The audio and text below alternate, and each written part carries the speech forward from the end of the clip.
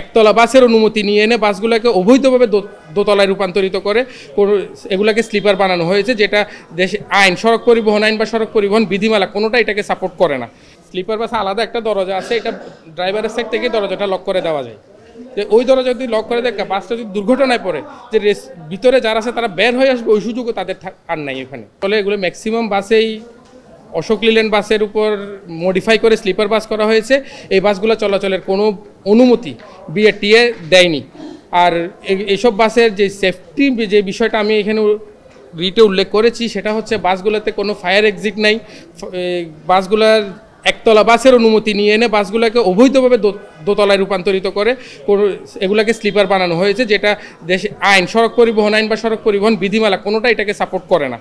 যেহেতু বিআরটিএর অনুমোদন নাই এবং সড়ক পরিবহন আইন বা সড়ক পরিবহন বিধিমালা কোনোটাই এটাকে অনুমোদন করে না, ওই কারণে ওইটার বৈধতা চ্যালেঞ্জ করে আমি রিটটা দায়ের করেছি।